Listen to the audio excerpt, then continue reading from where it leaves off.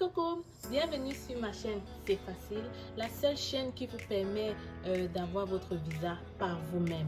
Alors dans mes vidéos, j'essaie de parler de la demande d'admission jusqu'à l'obtention du visa.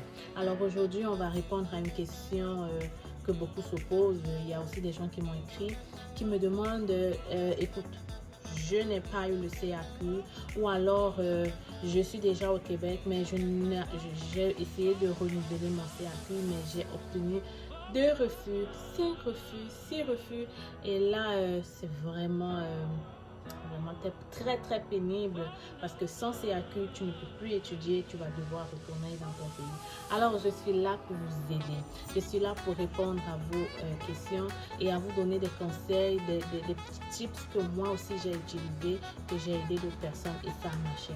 Alors ce que je vais te dire aujourd'hui, c'est payant. Il y a les agents d'immigration qui demandent beaucoup d'argent pour ça, mais moi aujourd'hui je te le fais gratuit.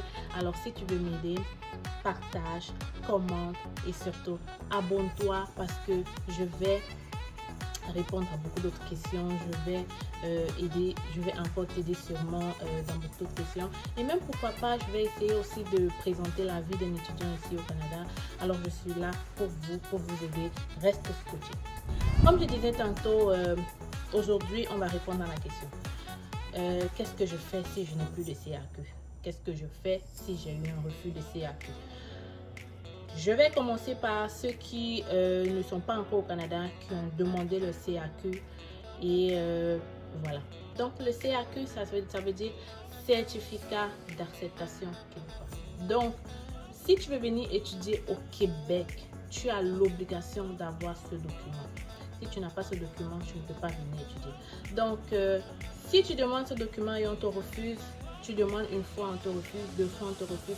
Ne te décourage pas, il y a beaucoup d'autres solutions. La première, c'est tout simplement de quitter le Québec. Écoute, si tu n'as pas le CAQ, ça ne veut pas dire que tu ne peux pas venir au Canada. Il y a beaucoup d'autres provinces au Canada. Le CAQ, c'est juste pour ceux qui viennent au Québec. Alors, quitte le Québec, demande une admission ailleurs, cherche d'autres provinces. C'est tout aussi bien là-bas qu'ici au Québec. Donc, il y a peut-être même beaucoup plus d'avantages là-bas qu'ici au Québec. Donc, je t'invite donc à quitter le Québec, chercher un collège qui n'est pas dans le Québec. Et une fois que tu as l'admission, directement le visa. Tu n'as plus besoin de demander le Québec. Alors, ça, c'était la première idée. Donc, pour d'autres qui sont aussi venus au Québec, qui ont déjà commencé à étudier, mais qui malheureusement, avec la situation du Covid, ont eu du retard et ils sont obligés de renouveler le CAQ. Et au renouvellement, ils ont un refus. Alors, mon ami, tu n'as pas le choix, c'est tout bad, c'est vraiment pas beau. Mais tu n'as pas le choix que de quitter aussi le Québec, hein, au lieu de rester et d'être rapatrié. Moi, je te suggère franchement d'aller étudier ailleurs. Alors, moi, je vous dis ce que j'ai déjà fait, ce que j'ai déjà eu à faire pour certaines personnes.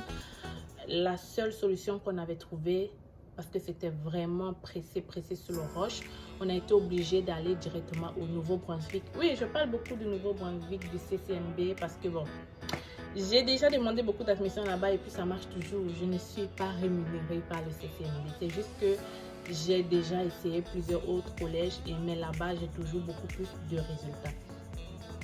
Donc, tu t'en vas au CCNB, tu demandes l'admission. Même en ligne, tu peux demander l'admission.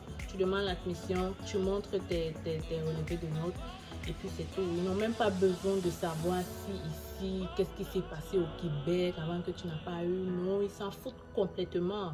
Ce n'est pas, c'est 2 provinces différentes, ils ont des lois complètement différentes.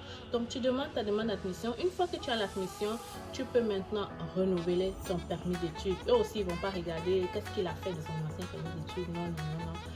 C'est vraiment pas la même chose. Une fois que tu es là-bas, admettons que tu étais ici, ton permis d'études était pour 3 ans et ton CAQ aussi était pour, je sais pas, 3 ans. Mais que après 2 ans, tu vois que tu n'as pas fini ta formation et que tu es obligé de demander, on te refuse. Alors tu t'en vas au CCNB.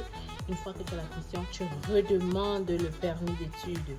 Je ne sais pas si je me suis fait comprendre. Oui. Dès que tu as l'admission, tu peux aller commencer ton école. Si ton permis d'études est toujours valide, tu peux commencer directement à étudier. Une fois que tu es là-bas, alors tu demandes un nouveau permis d'études. Ça, ce sont des choses que j'ai fait et ça a bien fonctionné. Donc après l'obtention de son admission, de son diplôme là-bas, la personne est revenue ici, elle a demandé sa résidence, elle n'a pas de problème, elle vit tranquillement. Donc, vous voyez que c'est beaucoup mieux de faire ça que de rester à se lamenter. Pour moi, c'est la seule solution, c'est la seule issue. Peut-être d'autres personnes ont d'autres issues, mais pour moi, c'est ce que j'ai toujours eu à faire. Et puis, je n'ai pas vraiment trouvé d'autres solutions. Donc, merci beaucoup de m'avoir écouté. Si cette vidéo vous a aidé et vous pensez que ça va aider d'autres personnes, partagez, commentez et... oui, ça me ferait plaisir de vous lire à nouveau. Donc, on se revoit la semaine prochaine pour une autre vidéo. Merci, au revoir et bye bye.